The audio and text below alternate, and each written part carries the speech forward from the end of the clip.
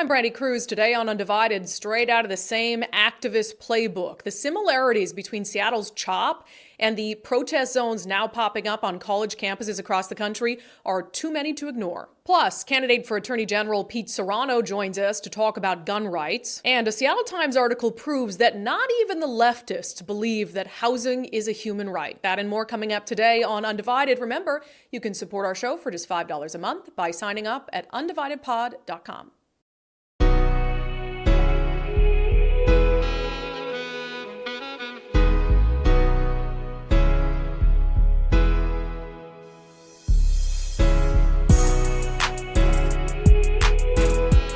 Hello and welcome to Undivided. Thank you for being here. Thank you so much for your commitment to giving common sense a comeback. I'm Brandi Kruse. I saw a comparison pop up on social media, and now that I've seen it, the more I think about it, the more it makes sense to me, and I want to talk about it in detail because this is the activist playbook. This is the proof that for the far left extremists in this country, it doesn't matter what the issue is. They follow the same playbook, and politicians let them get away with it. And when that happens, they follow the same playbook again when the next cause comes up that they want to put their efforts behind.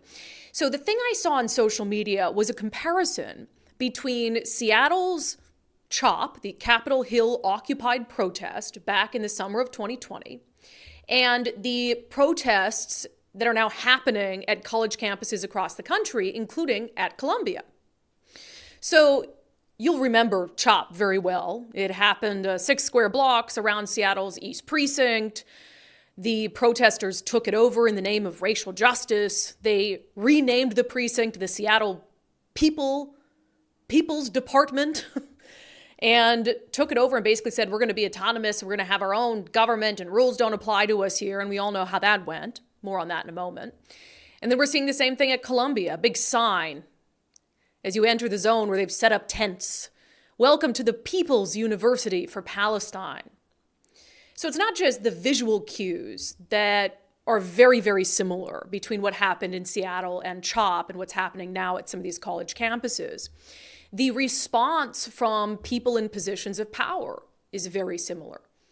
People who have taken on a great deal of responsibility and who don't use that responsibility to do what's right.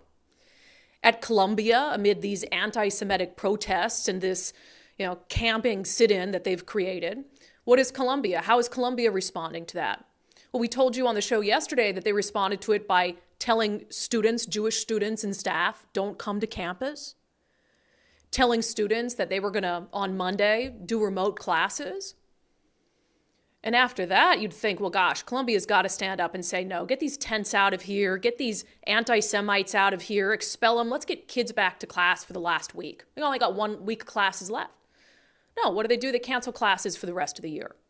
Remote learning for the rest of the year at Columbia because Columbia doesn't have a backbone.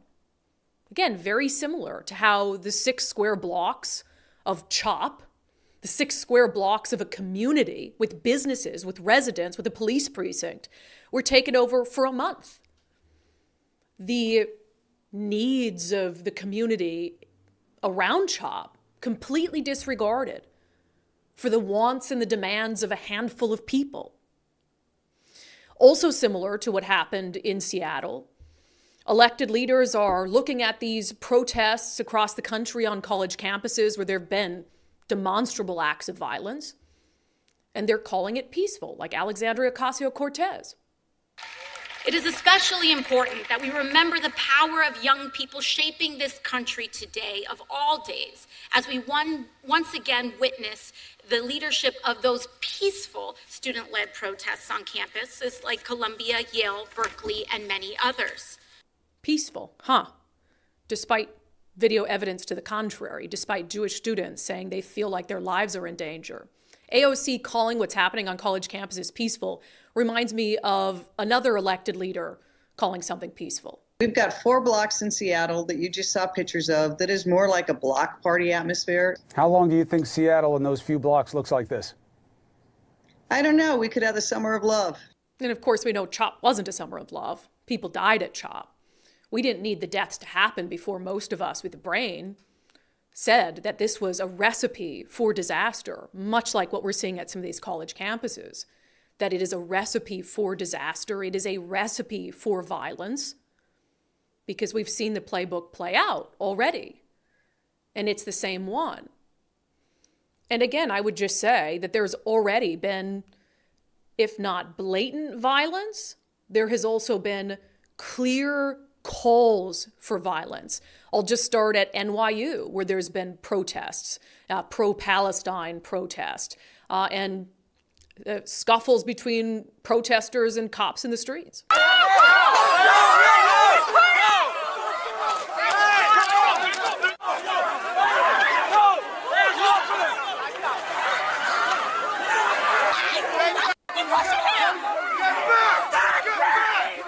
Looks pretty similar to CHOP to me, and it won't be long before the activists in the left wing and Democratic politicians go after the NYPD, saying that they were the aggressors, that they were being violent. Same playbook.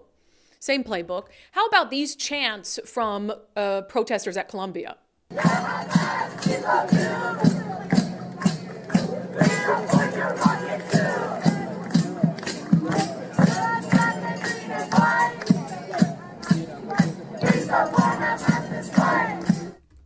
So let me, if in case you couldn't hear what the protesters there were chanting, Al-Qassam, you make us proud.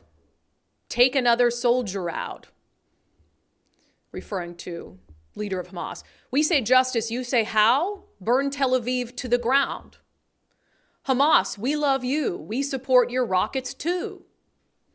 Red, black, green, and white, we support Hamas's fight. It is right to rebel. Al-Qassam, give them hell. It is right to rebel. Hamas, give them hell. That's just a call for murdering Jewish people. And we saw very similar types of protest chants at CHOP, which I would consider, again, explicit calls for violence. I'm reminded of the protester who, right in front of Seattle City Council members, told an officer, screamed at an officer to put his gun in his mouth and pull the trigger. And the Seattle City Council member at the time, Teresa Mosqueda, said nothing. So when I hear those chants, again, burn Tel Aviv to the ground, Hamas, we love you, we support your rockets too, compare that to AOC saying these are peaceful protests, reminds me a lot of CHOP. Reminds me a lot of not only explicit acts of violence and destruction, but calls for violence and destruction. And political leaders who either ignored it, condoned it, partook in it, made us believe that what we were seeing with our own eyes wasn't happening. Let's see, at the University of Michigan, there was a picture sent out of some flyers that were being distributed there, because don't get this wrong. This isn't just anti-Israel.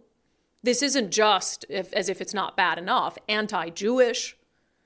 What's happening on these college campuses is blatantly anti-American. And I'm not saying protests are anti-American. Protests are to their core American. Peaceful protests that don't disrupt other people's ability to pursue life, liberty, and happiness. That is very American. That's not what these are. But what I'm saying is anti-American is the actual message. So again, University of Michigan, there were some flyers handed out to protesters by an anarchist group. And at the end of it, it said, freedom for Palestine means death to America. Freedom for Palestine means death to America. Protesters talking about death to America on our college campuses. Now, there are, of course, a lot of local ties to these protests that are happening, anti-Palestine, pro-Hamas, whatever you want to call them. So as we speak, across the state of Washington, there were school walkouts planned. Now, they're all at different times, schools across the state, student groups that have put out flyers saying walkout, in solidarity with Palestine. So we don't know the extent of the walkouts at this hour. I think we'll know more tomorrow about what happened and what, if anything, the school district's responses were. But I want to point out something to you about this that shows that this isn't some sort of natural, organic student uprising. No, this is dangerous activists infiltrating our schools, your child's school, via the internet, and trying to turn them into extremists, spreading anti-Semitism, anti-Jewish propaganda, anti-Israel propaganda. What's my proof for that? Well, just look at the flyers. My friend Ari Hoffman put this together. Look at the flyers that were posted for Newport High School, Issaquah High School, Redmond High School, Sammamish High School, Evergreen High School, Eastlake High School. They're all the same. Same fonts, same imagery, same messaging. Protests might be at different times. Again, this isn't some sort of organic student uprising. This is the result of dangerous activists who are trying to teach our youth as young as possible to believe in these things, to do these things. They are training the next generation of dangerous activists. And this isn't, again, the way that these student walkouts were publicized and advertised were not anti-genocide, anti-war. Lord knows this country has a long history of anti-war protests. I'm sure a lot of you watching either participated in anti-war protests or had parents who participated in anti-war protests. I know I did. My father was an anti-war protester. There's nothing wrong with being anti-war. And if these students were walking out in protest specifically about what's happening in Gaza and wanting to make sure that innocent people aren't killed, this wouldn't be something, in my estimation, that was wrong, that went too far. But again, how these student-led, I say that very loosely because I think they're activist-led, forced upon students. This is how this is being advertised. This is from Redmond Students League. Please remember, do not assume the administration is our friend. Protect your identity. Cover your face. Do not engage with Zionists. Why do you need to cover your face? Isn't it just a peaceful walkout? And then inside the flyer, this is Kim Schreier, your representative in Congress, and she is pro-Israel. Well, Congresswoman Kim Schreier is Jewish. So here they are targeting a Jewish member of Congress with her picture. This is Kim Schreier. She's pro-Israel. As they're feeding, again, this pro-Hamas, anti-Israel mindset into children in our public schools. Oh, and oh, by the way, here's your member of Congress on the east side. She's pro-Israel. Yeah, she's also Jewish. So what did our elected leaders have to say about all of this? I mean, surely we learned lessons from CHOP. We've seen this playbook, this exact playbook in action over and over and over. We saw what happened with CHOP. We saw what happens when elected leaders do not speak up as early as possible to prevent violence, to prevent hate. So surely Governor Inslee has learned his lesson by now. Well, maybe not. Ari Hoffman in the Post-Millennial wrote, despite anxiety from Jewish parents and students, dozens of schools signing on to the action, OSPI's statement, and them, one of the participants in calling for these school walkouts, claiming responsibility for shutting down the freeway in Seattle. Mike Falk, a spokesperson for Governor Jay Inslee, dismissed the concerns about the school walkouts, telling Ari, quote, I've never heard of this group or any mention anywhere else of this event being organized, so it's hard to gauge how massive it will be. The screenshots Ari provided him of the flyers and the group that was involved in it and planning it and talking about it on social media, he said of those, the screenshots provide very few details and they don't portend the event would be anti-Semitic. In the unlikely event we did ever see a mass anti-Semitic walkout statewide, that would merit a strong rebuke from the governor. So again, Ari does his story and he compiles all this publicly available information on people who are pushing the school walkouts, on the fact that one of them who's organizing it claimed responsibility for shutting down I-5 for 5 hours, on other people participating who have said and posted clearly anti-Semitic things, clear hate speech. Ari compiles all of that. He sends it to the governor's office for comment. And the response from Mike Falk, the governor's communications officer, is they find it very unlikely.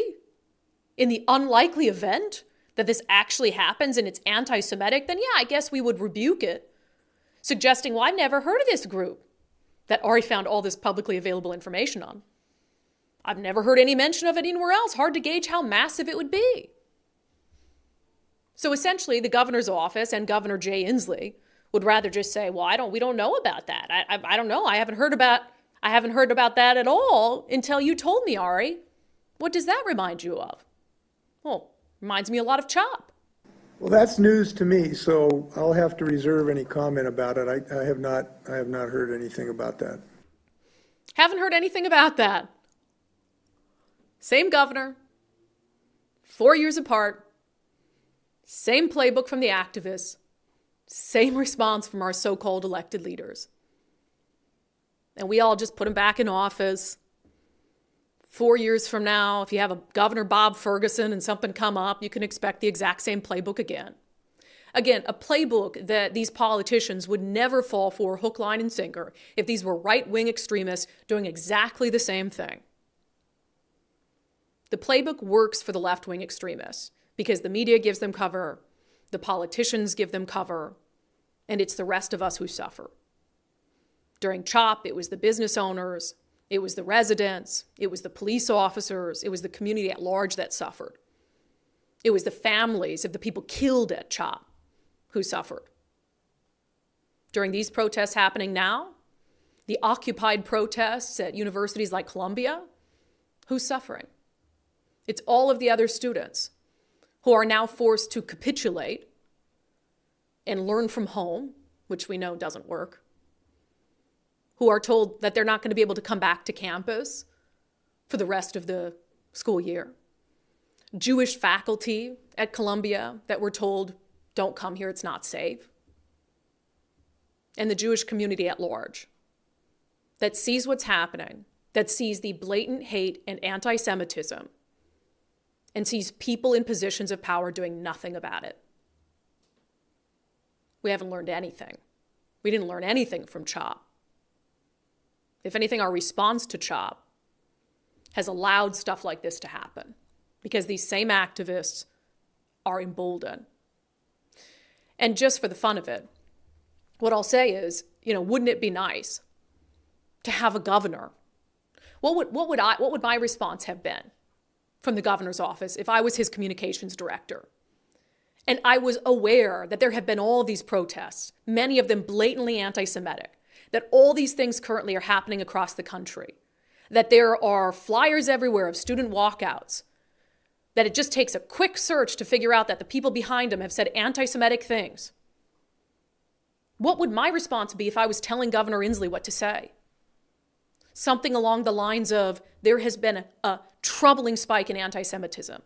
There's no place for that level of hate in our communities, in our school districts, on our college campuses, anywhere.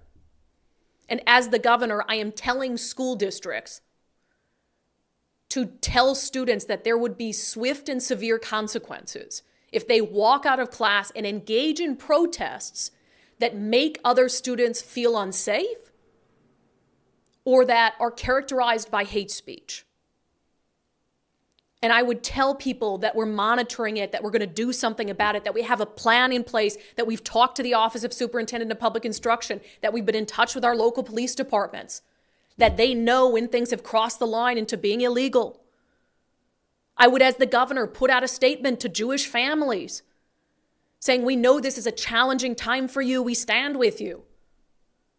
You wouldn't say, well, we don't know if this is going to happen. I haven't really heard of this at all. And by the way, Nicole just saw, so far in Seattle, About 150 students, including from Garfield High School, this is from the Seattle Times, and the Center School, gathered near Cal Anderson Park. Oh, there's your other connection.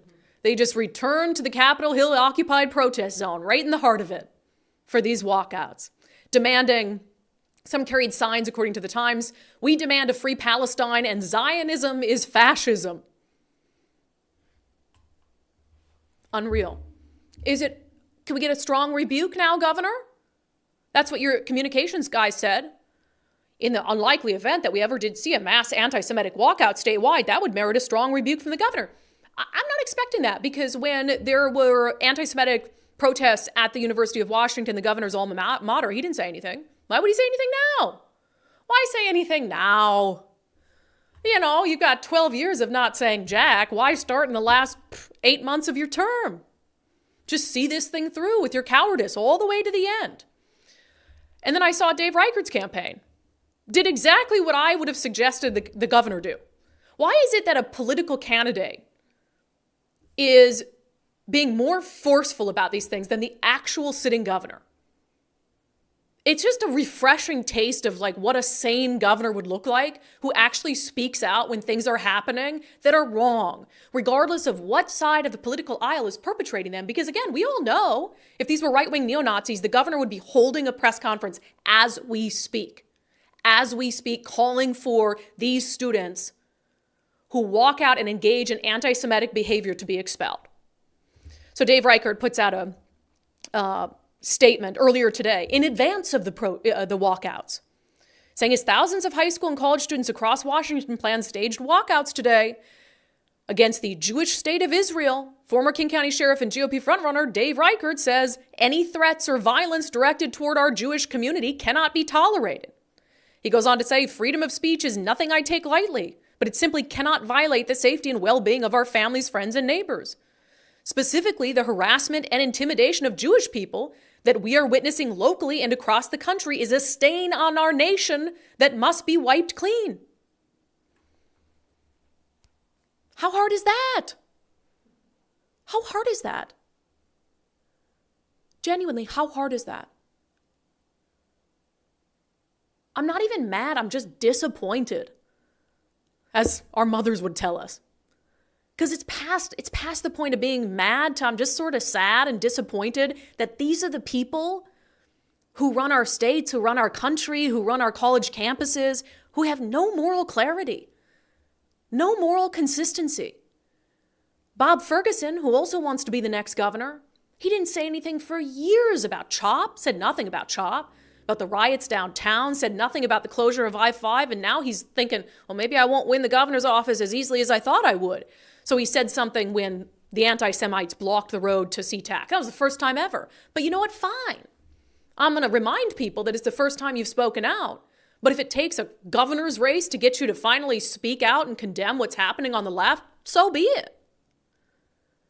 We cannot fix this until we decide that we're going to choose leaders who, regardless of political party, will absolutely do what's right and say what needs to be said. Who they anger with it be damned. So again, same playbook from the activists. CHOP, Columbia University. What's next?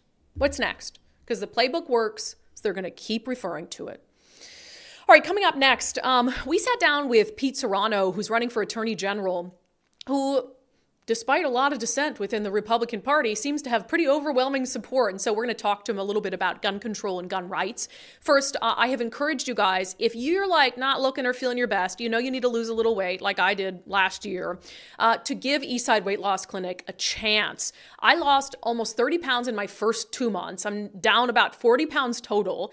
And if you wanted to maybe, drop a few pounds before summer, if you start the program now, this is not an atypical result to lose 20 to 30 pounds in about a month or two. So start with just a free 15-minute consultation with Dr. Ryan Coogan and his team at eastsideweightlossclinic.com.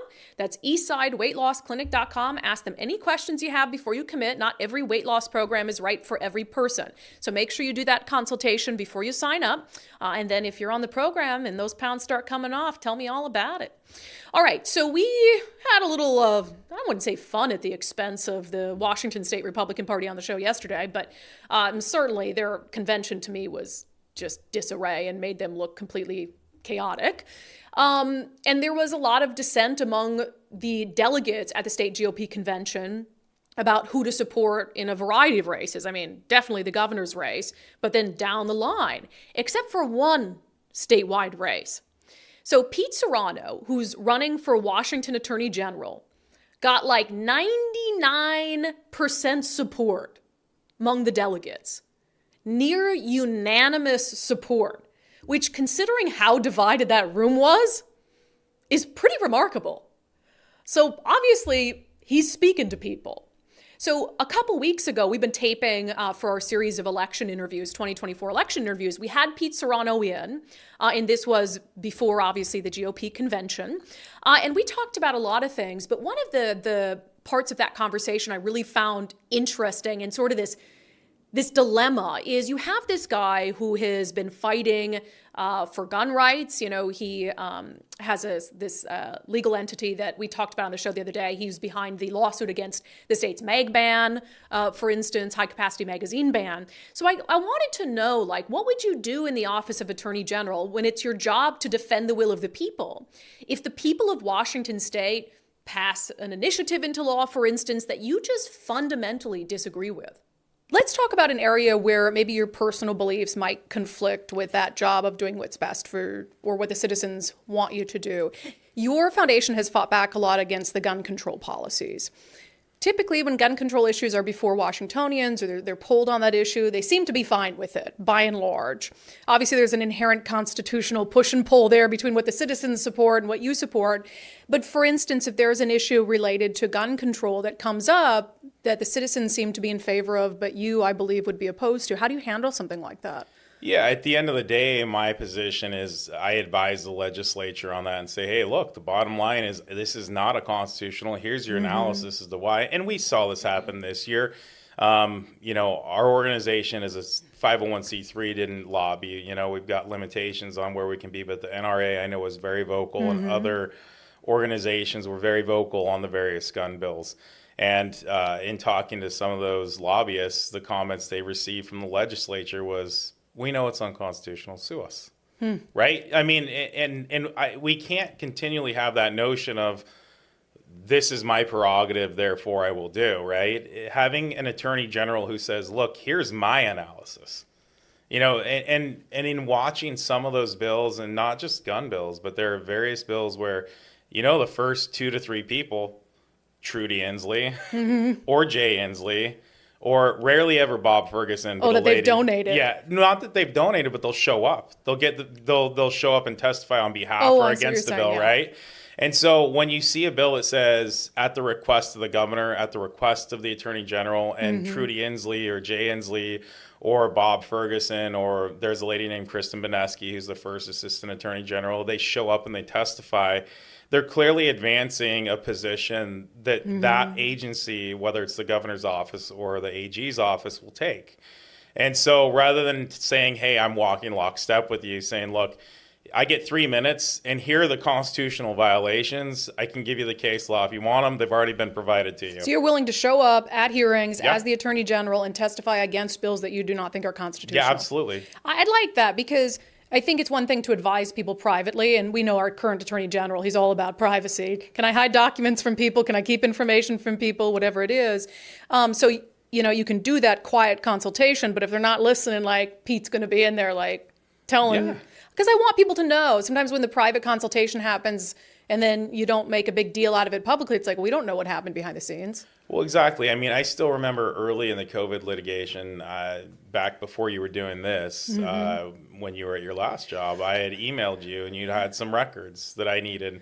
Oh, yeah, for a that's case. right. Yep. Yeah. And that was my first introduction to you. And you told me where I could find them, and I got them, right? I mean, why is it so difficult to have to continually make these same requests for the same records that have been produced?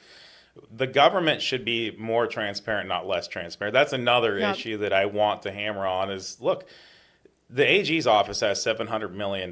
That's what's allocated currently. Certainly with Serrano as AG, it's probably not going to be that. Good. Yeah, I mean, I can't imagine the legislature is going to want to give me that kind of money, and I don't think I'll need it. But let's assume it stays that, and we have 1,200 staff. How many of those millions of dollars, and I know the answer is it's not millions, are allocated towards public disclosure? You know, what if I could revamp the office and retool it and streamline public disclosure requests? Yeah. Speaking my language, you know I love a good PDR. So that's part of my conversation with Pete Serrano, a Republican running for Attorney General, as we speak. That entire conversation is posted on Patreon and Locals, so go to undividedpod.com, undividedpod.com. So that entire conversation, no paywall, is up on our pages. All right, we'll have a double dose of Unbelievable coming up next. First, I encourage you guys to take the First Mark Challenge so you can save money on insurance, get better insurance, have an insurance broker handle everything for you for free, and just take a lot of stress out of your life. And some of you do listen to me, like our friend Ben Bailey. The overall savings, if I look at the 4 different policies that we've initiated here as of last week. So we're saving about $1,500 a year, which is pretty substantial. The bulk of that being in homeowners, but also the auto policy came down a bit. Yeah, you could be like Ben, just saving money, also looking very svelte, because Ben is dedicated to the show, and he also lost a bunch of weight on the Eastside Weight Loss Clinic program. Just 3 cheers for Ben. So if you want to see, maybe you can save some money, maybe you need better insurance, maybe you got a letter from your carrier saying they're going to drop you because you did something small, reach out to First Mark Insurance, firstmarkinsurance.com, and take the First Mark Challenge. They'll go through your current insurance, talk to you about your insurance needs, go out, shop the market, and come back to you with recommendations. It all just makes your life so much easier. Firstmarkinsurance.com, firstmarkinsurance.com, they work for you. The most toxic, let's not give her that much credit, one of the most toxic political figures in Seattle history moved away a few years ago to go try to destroy Detroit further. And I just found out that she's back in town. Let's talk about it in our segment, Unbelievable.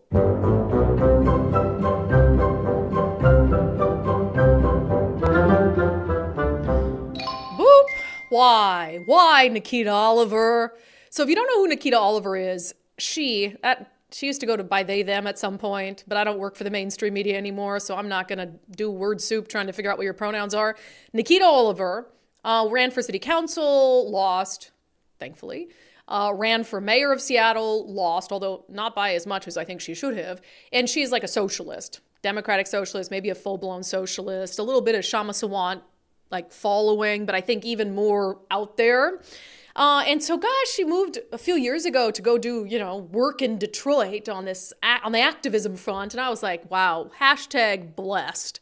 Just a good thing for Seattle because she was really good at getting the fringes all riled up. And then I saw that there was a rally yesterday as the U.S. Supreme Court considers this case out of Oregon that will decide whether homeless camping bans amount to cruel and unusual punishment. So you have all these housing is a human right people coming out of the woodwork and holding these protests in anticipation of what they know is going to happen, that SCOTUS is going to say, yeah, that's not cruel and unusual punishment. So in Seattle, for a rally, there were 2 speakers that really caught my eye. Obviously, one of them was Nikita Oliver, who was scheduled to speak at the event, and then also joined by Ty Reed. You remember Ty Reed? So Ty Reed was the campaign director for Nicole Thomas Kennedy, who was that crazy police abolitionist running for Seattle City Attorney against Ann Davison. And you might recall that Nicole Thomas Kennedy had all these insane tweets. And then when I was at Fox, I did a story about how Ty Reed's tweets were even crazier. Like this is one of them. This B-I-T-C-H, Mayor Durkin is going to get her ass beat one day. And then she said, prayers the victim is a cop, referring to somebody who was shot and killed. Had a tweet saying that she wanted Joe Biden to take his last breath, called Carmen Best and Uncle Tom MFer. I mean, these are the kind of people we're talking about, certifiably insane. So our friend Jonathan Cho covered this rally, and here is a little clip from it. Being homeless, being poor is not a crime. It is a failure of the white supremacist, classist system that we live under. Housing is a human right. And the way that we have structured our society says that we value corporations and the rights of wealthy people more than we do the rights of everyone else. Oh, gosh. Go back to Detroit, please. Oh, my gosh. I love that she says it's our housing issue is a result of like white supremacist structure. I don't know about you, but most of the people I see who are homeless in Seattle are white. I mean, I'm not saying that that's a monolith, but most people I see who are homeless on the streets of Seattle doing drugs are white. So I don't know where she's coming from there. But that sentiment of the housing is a human right sentiment, you know, there is a fringe activist class that believes that supports, you know, squatting in homes that don't belong to you, that and not necessarily like homes that are already occupied, but I remember at one point they were putting out lists of empty homes for people to go squat in, essentially. And they really do believe, I mean, it's socialism, obviously, that you shouldn't have to pay for housing, that housing is a human right. But in our second dose of Unbelievable today, there's a story out of the Seattle Times that actually, to me, disproves the notion that leftists actually believe that housing should be free.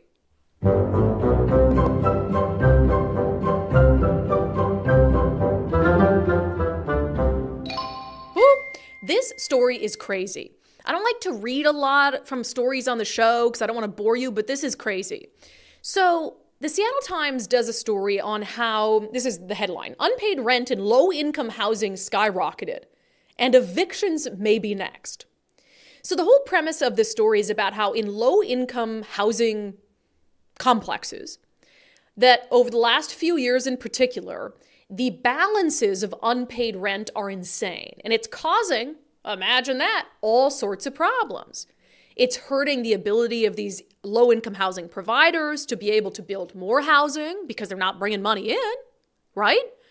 And it's so bad, in fact, that these leftist organizations want the government to make it easier for them to evict some of these low-income people who aren't paying rent. I'm going to read from this article for you. In Seattle and across the country, nonprofits that operate low-income housing face a skyrocketing balance of unpaid rent. In the Seattle area, the total rent debt across all tenants is estimated at $170 million, the vast majority of it belonging to low-income households. Across the country, the total is almost $10 billion. Many housing providers say the amount of overdue rent has grown dramatically since before the pandemic and is hurting their ability to maintain and build more affordable housing in a region and nation that is starved for it. These organizations, whose missions include bringing and keeping people off the street, have begun to evict non-paying tenants to bring in paying ones. Well, imagine that. Oh, isn't that capitalism? Oh, we got to make money. You can't give them this unit for free. So this person that I brought in from the streets and they're not paying rent, like, you got to go. I got to bring in somebody who's actually going to pay rent. Some fear more evictions are on the way. Housing providers have been meeting with local, state, and federal officials to come up with solutions, and in some cases, asking to make it easier to evict tenants. Gee, and we know that these homeless service providers, by and large, especially in the Seattle area, are leftists. 100%. And it's really odd because as we talk about just, private sector landlords who are dealing with these insane situations where tenants are taking them for 2 years worth of rent, the leftists don't speak up. They paint that as evil landlords. Interesting, but now it's the leftist organizations and the nonprofits that are bringing people in off the streets that are saying we need to make it easier to evict these people. So you want to evict the poorest people. Wow, very woke of you. The Seattle Times article goes on. Wait before you do it, Nicole, because you haven't read this. What do you think some people blame? COVID. Oh, good job. Always COVID, yeah. I'll give it to the Seattle Times, though. It moves past that argument pretty quick into an argument that is actually true. Okay. So it says the increase in unpaid rents can be traced to the pandemic, which was a hurricane of economic disruptions, especially at the lowest rungs of the ladder. For the love. It'll be 2045, and there'll still be the lingering economic impact on poor Americans from the pandemic. And then, meanwhile, they say nothing at all about like the rising cost of gas and the Climate Commitment Act, none of that. So anyway, but then it goes on to what the truth was and what coincided with the pandemic. What else started during the pandemic? Protections for renters. Not just protections, but renters were shielded from eviction if they weren't paying rent, even if they didn't have to prove need, even if they had the same job and the same income that they did before the pandemic started. And I'll give credit to the Seattle Times and some people they spoke to they say this is it. It wasn't the pandemic that caused this. It was the policies passed in the pandemic. It says much of the low-income housing industry believes that government programs designed to shield renters from the economic impacts of the pandemic created a habit of not paying rent. In 2020, an eviction moratorium was enacted where landlords were prohibited from kicking out tenants with few exceptions. If a tenant stopped paying rent, their balance of unpaid rent would grow, but they could stay in their home for as long as the moratorium was in effect. Then, pandemic relief funds provided one-time rental assistance that wiped the slate clean for many tenants. Housing providers said a significant number of tenants are still not paying because they got used to spending their income on other needs or maybe hoping for more rental assistance. That's exactly what happened. And it's not just in the low-income areas. It's not just in low-income housing. We've been screaming. All of a sudden, the Seattle Times and these groups want to pay attention to this because it's low-income housing and low-income people and formerly homeless people who are going to get booted out because they didn't pay rent. When we've talked about hardworking Washingtonians who have a rental unit here and there, and they've had people in there taking advantage of the laws, these same laws, using the same COVID-era laws to just steal a place to live. So now it's like they're finally coming around because they also see the ripple effects of what happens when people don't pay rent.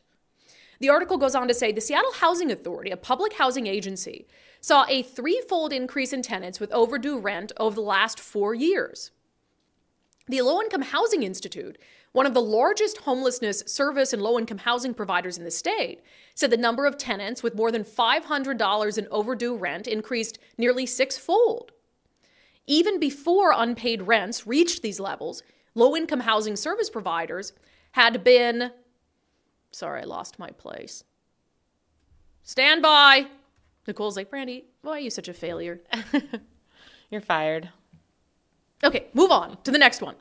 So this is the impact of it. Excessive rent loss will decimate Seattle's community of nonprofit housing providers. We will not have the financial resources to maintain the housing, make mortgage payments, or meet the obligations of our lenders. Interesting. So you're telling me if people don't pay rent to you, you're going to be in a difficult position? You won't have the financial resources to maintain housing or make mortgage payments to meet the obligation of your lenders? It says the shortfalls are also making it more difficult to add new affordable housing, said Lisa Vatsky, a director of the Washington State Housing Finance Commission, a state agency that oversees public funding and programs for housing. Banks are increasing requirements for organizations to receive loans for new affordable housing projects because they see the unpaid rent balances as a high risk, which ultimately decreases the number of units being built. I cannot make a better argument than these leftist organizations are making for why you have to make sure people are paying rent, why landlords have to have the ability to evict people in a reasonable and timely manner. Look at the societal ripple effect from this. You've got people who were, in some cases, formerly homeless. You get them into low-income housing. They don't pay rent or they stopped paying rent because of the policies that were put in place. Those policies protected them, sometimes for a year or 2 years, where they wouldn't be evicted. Then all of a sudden, they've got this big bill of back due rent that they can't pay. And if they can't pay it, then the low-income housing providers, they can't meet their obligations to lenders. And if they can't meet their obligations to lenders on these properties, why would lenders give them loans for more properties? And the governor says we're in a affordable housing crisis. Well, gosh, it seems like you can find a connection between the affordable housing crisis and our protections for deadbeat tenants. Now, I'll also say, one of the things that occurred to me in reading this is also the result of this housing first mentality when you have people on the streets. Of saying, oh, just put a roof over their head and everything else will come naturally. That's just not true. If you throw someone in a house and you haven't gotten any help for them, meaningful help for the reasons they were homeless in the first place, usually drug addiction or mental health, you think that they're going to be able to maintain a steady job, upkeep the unit, or anything like that? No, they're just going to wind up back on the streets. They're not going to pay you rent. So that's part of it too, is putting the cart before the horse. Like, let's get these people help. Let's make sure when you do put them into one of these available low-income units, that they have their feet underneath them, they've got gainful employment, and they're going to cut rent checks. And that the law doesn't protect them in a way where they don't have to cut rent checks for years and years. It's interesting, again. Maybe housing isn't a human right. Maybe you have to pay for housing. Because if you don't pay for housing, then you're robbing someone else of housing. Interesting stuff. Speaking of housing, if you do have a house, is that a bad segue? If you're thinking about selling your home at any point in 2024, I've encouraged you, go to sellwithwest.com. Call other real estate agents, fine. You know, if you spot one whose face is on a billboard or on a, park bench. Real estate agents, they like their faces out there, right? Park bench, side of a bus. Fine, call the real estate agent whose face is on a park bench. See what they'll offer you, but do not choose an agent until you've reached out to Wes Jones of sellwithwest.com. He and his team have an innovative marketing strategy. You won't see it anywhere else.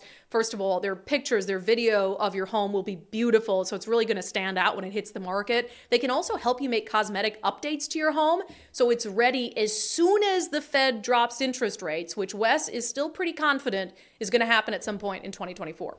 If they drop interest rates, that's going to be a nice little rush, right? It is. Yeah. It is. I mean, we're having a rush right now, and when rates drop, assuming that they do, it's going to pick up, even more. And if you want to take advantage of that, it's probably a great time to start that conversation right now.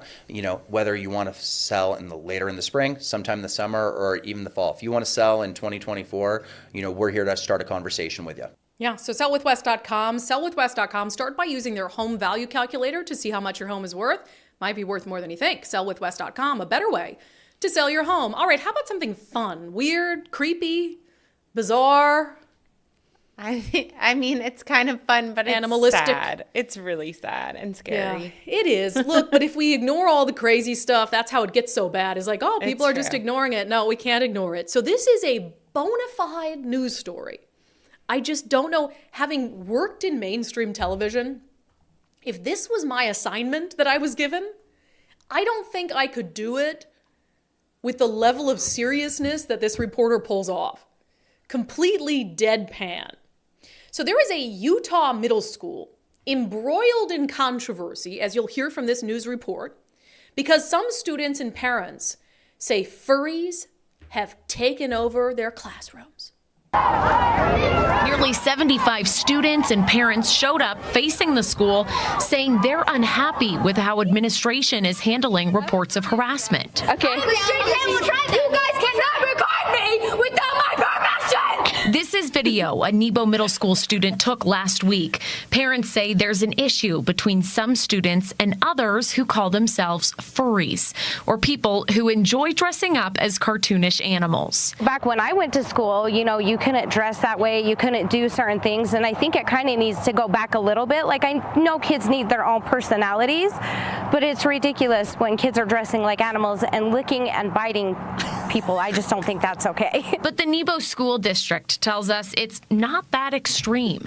Seth Sorensen says no one was scratching or biting anyone, and that there are a lot of untrue rumors going around. It actually is not something that's been occurring. In fact, a lot of the information that's been put out there is completely incorrect and inaccurate, and so we're still trying to get on top of that. Thank you. This is Strudel, a member of the furry fandom. Though they've been a furry for over a decade, they have their own opinions. It's crazy that it's escalated to this point where these kids are being so distracting to their peers that their peers want to stage a walkout. So to have, the next generation kind of muddy our name and not represent it very well, it is kind of disappointing. Strudel believes there should be some limits. Continue doing things you like, continue dressing up, continue making art, but maybe let's keep it outside of school hours. Even Strudel agrees. No Don't lick and bite your fellow students. What I think is funny, and what the internet quickly discovered, is the administration's like, what are you talking about? Like, oh, these students, these parents, they're protesting for no reason. Like, they're not getting bit and licked by humans in cat costumes. I don't know what you're talking about. It took like all of 5 seconds for the internet to find pictures and video of furries in this middle school. This guy named Adam Bartholomew on Twitter said, it's funny how the fake news, and they tagged the Salt Lake Tribune and KSL, which are big stations in Utah, couldn't be bothered to interact with the parents involved. Only ABC4 Utah did, and they aired video directly contradicting the school administration. If Halloween masks aren't allowed to be worn on school property, neither should these, referring to this little cat mask that somebody was wearing. And then libs of TikTok breaking, photos have surfaced of furries in Nebo School District in Utah. The media and a spokesperson for the school are claiming it's not happening. Definitely don't share this thing that we have photos of that's totally not happening. Again, it's too much. What is this? What is this? And why do adults abide? Why do adults abide? I don't understand what's separating these administrators from reality. Parents. Well, they're adults. You're all adults. Why are the administrators so ridiculous and out of control? Where are they getting this? And in Utah, are they being threatened behind the scenes? Well, I think there's always Why a do they have concern to about speaking out. Like, oh, are furries? Yes. If I speak out about the furries, is that like the same as speaking out about a trans person or a gay person? Because they lump them all together, right? But I don't get that. That's not common sense. No, I know. So what school are they going to that teaches them that they have to be this ridiculous all of a sudden? Because this is not, this is new. This is in the last few years. Oh, we're 100%. ridiculous. So all these different aged adults that are just like, we got to be ridiculous now and support these ridiculous children. Like, and how they're far? ridiculous. You have multiple students who say they're getting bit by the furries. Yeah, and kids are real good about lying and coming together in groups. There was 100 kids out on the street protesting this and claiming they've seen and interacted with all of these kids that are fighting with them because they, say they're ridiculous for wearing masks to school and whatever. But yeah, kids, I'm sure, could really get everybody together and lump it in this big lie. Junior high. They're telling you what happened. Just wild. Well, I wonder if the school has to come out and say, okay, maybe this is happening and we just don't see it or something, which is ridiculous. But this isn't a school environment. When I was in school, not only would we not have been allowed to wear a cat or dog costume, like what is that? But also, we had restrictions on how short your shorts could be and your sleeves and how much cleavage you were showing. This is just basic stuff. I saw something, I don't remember who it was on Twitter that posted it, but for instance, with the walkouts and the really anti-Jewish sentiment, at some point I was thinking, well, how can, parents and educators allow this? But then I think they probably agree with it. We forget that, especially in Washington. I'm not saying that's the case in Utah, because that seems very strange for Utah. But here, some of the kids, that's going to be a reflection of probably what they're taught at home, what their parents do. Obviously, there is enough of a population here where our elected leaders who are Democrats can get away with not saying anything about this stuff. And it's because there's a lot of voters who feel that way. So for every, far left voter, there's a parent, there's kids associated with them, and there's teachers. We already know that schools are just a absolute train wreck with woke ideology. So they want the kids to walk out and protest Israel. I think it's also the parenting thing. It goes both or two different ways in this situation, because I think those kids that are dressed as animals going to school and being ridiculous, that's a lack of parenting. Those parents are not involved. 100%. Those parents are not saying, this is how I can raise a productive human in society, because you're raising animals. But I also think that the protesting children, I appreciate the parents that are there supporting them, but they're not going to administration. And that's what the administration is saying.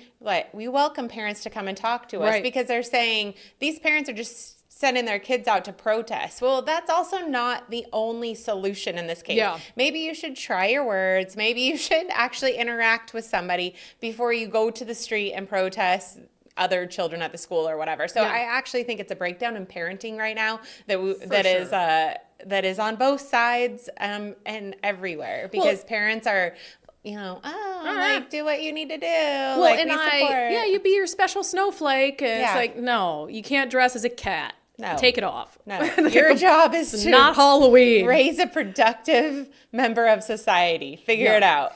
Yeah, it's insane. But you make a good point, because how many tips have we gotten about stuff happening in schools where we contact the school and they say, this is the first we're hearing about it. So you have parents that complain to us. We love the tips. I keep sending them, right? But then the school, they find out about it because we want to do something about it. So maybe if a parent had complained with the school and the school did nothing about it, then it's like, okay, now you got to go to plan B, which might be the media. So anyway, breakdown in society right there. It's unbelievable. Can you imagine like our parents seeing that news report? I mean, they would think that is SNL. It's mental. It's literally, it's mental. It's unbelievable. Crazy. Yeah, I just love the deadpan reporter. At this school district, there's people who say they get bit by furries. Just like no puns or anything. I mean, it was just such a dry news story. But the girl in the video, you can't record me. You can't record me. It's like, dude, if you're wearing at school a cat mask, you want to be recorded. Like you want the attention. So just accept it. Okay, let's see. Before we get into our daily show poll questions and comments and a closing sanity check, our friend Zach Abraham was in Florida last week when he came on the show, and we talked a little bit about Florida's economic environment, its tax environment, and why so many people from Washington decide to move to Florida or retire in Florida. It's the odd thing about Washington I try to explain to people. If you are a net detractor from the public pot, let's say you're homeless or something like that, you get treated with kid gloves. If you are a contributor to the pot, you get looked at with a side eye and a negativity. And you're just like, wait a second. What other business treats its clients like this, right? Like I'm putting money into the pot and you treat me like I'm a scourge. It's so weird. It's just bizarre. It's like biting the hand that I just don't get it. And you're going to keep seeing capital flight. But I mean, that's why, right? Socially, politically, financially, it's all the reasons. Capital flight. I like that he says, too, you don't see businesses treat their clients like that, because that's what the government is, right? Like we're their client in a certain sense. And so like the disrespect and the overtaxation and the burdens, it's insane. So when it comes to retirement, whether you're going to retire in Washington State or Florida or Arizona or elsewhere, it's really important in this unpredictable environment to protect your retirement. You work hard for it. You only get one. Do not leave it up to chance a crazy election year, global unrest, fluctuating markets. I suggest having a free Know Your Risk portfolio review with Zach Abraham and his team at Bulwark Capital. There is absolutely no obligation. It's just a really good way to see if you're overexposed to risk. And if you are, figure out what to do about it. This is what they specialize in. So knowyourriskradio.com, knowyourriskradio.com. Investment advisory services offered through Trek Financial LLC, an SEC registered investment advisor. Investments involve risk and are not guaranteed. Past performance is no guarantee of future results. Man, I'm telling you, Nicole, I should just be like a voiceover actor. Listen, okay? You've already got a job. A commercial. Investment advisory services offered through Trek Financial LLC, an SEC registered investment advisor. Investments involve risk and are not guaranteed. Past performance is no guarantee of future results. Well done. Nailed it, right? Can you read it that fast every day? That's what we need. No, because I respect our viewers and I don't need to read the tiny print that fast. Look, I'm fishing for compliments today. I'm stressed out. Can you help me out with something? Something well done, nice. Brandi. That was really Thank fast. you. Jeez. All right. In our daily subscriber show poll, I want to gauge sort of, we're going through this, anti-Semitic. Is it anti-Jewish? Is it anti-Israel? Is it pro-Hamas? Whatever it is. And I do think there's various shades. And I'm not going to call something anti-Semitic that's not blatantly anti-Semitic. I don't think wanting to make sure that innocent civilians in Gaza, children aren't being killed, I don't think that's anti-Semitic. But we see the line blurred so much. So I asked subscribers today a very simple question. Do you believe the following phrase is anti-Semitic? From the river to the sea, Palestine will be free.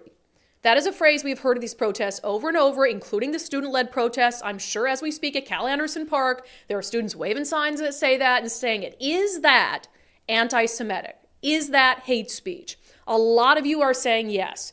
Ed Graddon says, especially considering the vast majority of people saying it have no idea what it means. That's true too. Heidi says, the fact that people are saying it in the U.S. is what concerns me. No one knows history, which is why it repeats itself. E says, people that say no don't understand what that means and have never been to Israel or Palestine. Dave Keller says, for me, this sentiment is similar to expressions of religious feelings. There must be a space for Palestine to hope for nationality and identity. Furthermore, that expression can coexist in a world where Israel also exists and flourishes. And I do think a lot of people who say that don't know what it means. And also haven't considered how it could be taken by a Jewish person who believes that saying that is saying you don't want Israel to exist and not understanding the history and the pain associated with that. Let's see. Stacy says, I did not choose an answer.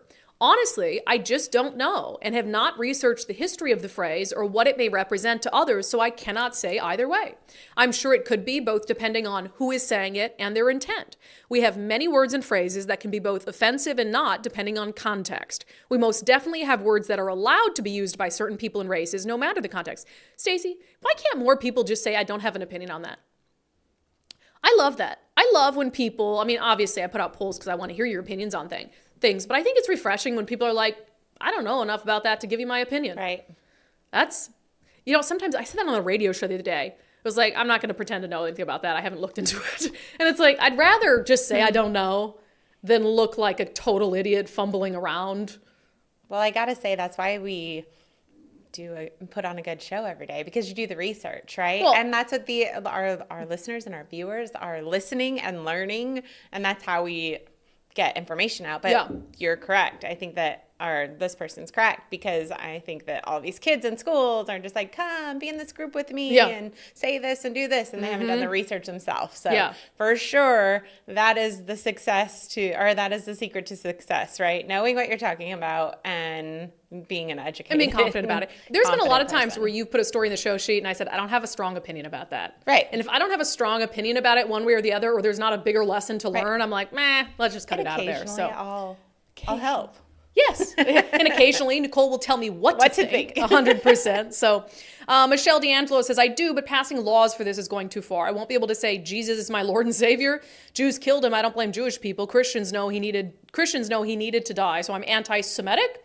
Yeah, and it's a slippery slope kind of thing. And I'm not saying you throw people in prison for it, but when the school district sends us a statement, the Office of Superintendent of Public Instruction, basically saying, here's our policy for what it means to engage in harassment, and I can't distinguish whether anti-Jewish sentiment would be harassment, I do think that has to be cut and dry for the sake of rules for students, rules for faculty, to make sure that a school environment is safe and welcoming for everyone, and that they don't feel like they're targeted by harassment, and that the school is just going to look the other way when you have people who are saying anti-Semitic things. I just keep going back to the same example, and this is where I think we should take it back to every time.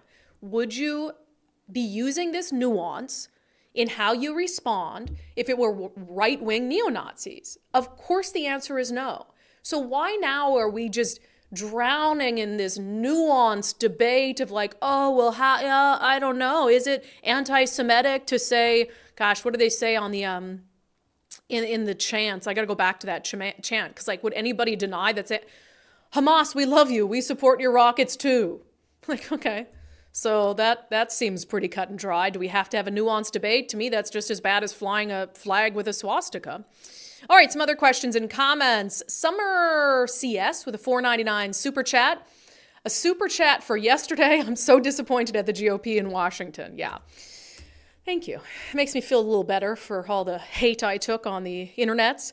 On the protest, Delaney Glade says, I still don't think any of them understand what fascism is. 100%. Country Guy, has the chief law enforcement officer for the state and gubernatorial candidate said anything? He's a big law and order guy this week. Nicole, will you see if Bob Ferguson on either of his accounts? Oh, I did. No. No? Oh, shocking. Yeah. Maybe he's just getting a really strong statement together.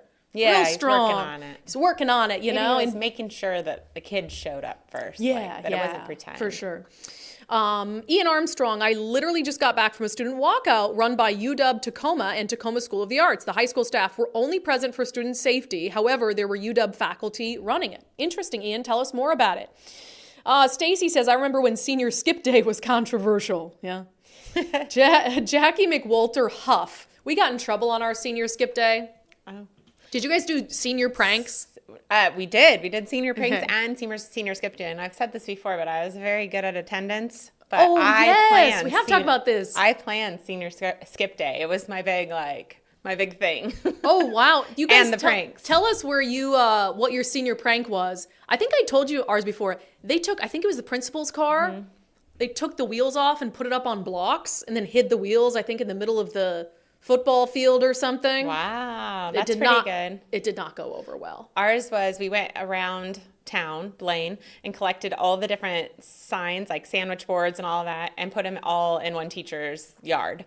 And then we got up on the roof and wrote like class of 99 or whatever. So you stole and then vandalized. Yes. I fell off committed the crimes. Roof. Yeah, I fell off the roof too. It was funny because my foot hit the gutter and I fell off the roof, and it explains a lot. Literally one of those moments where everybody stopped and then looked at me, and then I jumped up and said, "I'm good." I'm good. I can see it. Does explain a lot, though. I know, no, I'm kidding. Well, couple head hits. This is a good one. Jackie McWalter Huff says, people in their early 20s are still finding themselves, and to me it feels like they're being influenced, brainwashed into other people's causes. It's exactly what I said by all those flyers being the same. These are probably adult activists in Seattle who are infiltrating these student groups and saying, do this, here's the flyer.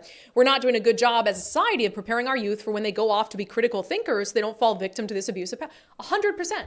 We are not teaching kids to be critical, independent thinkers, which is like the most important thing you can teach a child. That's why I've been so critical of parents who want to push their views onto kids. Like, sure, instill your values and all of that in your children, but let them, I don't want to tell you how to parent, but like let them come to their views. And if their views are horrific, then, try a little course correct. But, see who they're going to be as a human. And jumping ahead a little bit, but it kind of ties into that. On the furries thing, Mandy says there's an over-focus on individualism rather than sticking to social norms. Yes. And yes. And you want them to be individual thinkers and think for themselves. And I think that those two, like being unique and individual and being independent and individual, kind of get blurred, and people think it's better to be weird and like nobody else. But no, like that's what keeps us all a community, is that we all have certain values and norms that we are, coming together to live in this society that's functioning. And you don't have to be weird. Yeah, you can still be cool and unique and special. Unique is Look not... at us. We're special snowflakes, We're fine. We're functioning all day to day. Unique does not mean disruptive to society. Right. 100%. And everybody else has to revolve around you and all this. Our words are very mischaracterized. I agree. These days. How about one more? AE says, just subscribed a week ago, and honestly, great show. I have been missing out. Thank you. Welcome. We love it. Before I get to our closing, let's do our closing sanity check first, and then I'll give people a little... a couple days of explanations as to what the next week is going to look like. I think that's important to do because we have an exciting, busy, crazy, chaotic week ahead. Let's see. You have to be a special kind of person to make Alec Baldwin look sane. Let's get to it in our closing sanity check. So you may have seen this video by now. Alec Baldwin just trying to get a cup of coffee when he was harassed by one of those pro-Palestine folks. Alec, can you please say Free Palestine one time? Why did you kill that lady? You killed that lady and got no jail time? No jail time, Alec? Sorry. No jail time, Alec. You're putting innocent people in jail, Alec Baldwin. I'm so sorry. Free Palestine, Alec, just one time, and I'll leave you alone. I'll leave you alone, I swear. Just say Free Palestine one time. One time. One time. Call the police. One time, Alec. You know he's a criminal. You know he's a fucking criminal. Come on, Alec, just say Free Palestine one time. One time, just one time, please. And I'll leave you alone. Free Palestine. Fuck Israel, fuck Zionism. Please say it. One time. Could you do me one quick favor? I gotta say, I'm not in favor of violence, but if someone was doing that to me at a coffee shop, I'd probably punch him in the face too. All right, that has been our sanity check. That has been today's episode of Undivided. Quick little thing. So we have a lot of exciting stuff coming up. First of all, Nicole and I are going to both take a vacation, which, as you know, we really need, okay? However, we're not missing a single day of shows. So we'll always have our Sundays with subscribers. So you'll have new episodes while we're away for a week. But also all next week, we're going to have a special series of episodes. It'll post at noon every day with in-depth interviews, timely interviews. We're going to have Jim Walsh on. Yes, Jim Walsh, to talk about that GOP convention. He's going to be our guest on Monday. We also have a man named David with Gays Against Groomers that I will say was one of the most fascinating interviews I've ever done on this show. So you'll have a whole week of interesting, timely, relevant interviews. And during all of that, we are moving studios. We have been last month, our new studio is being renovated, made special just for us.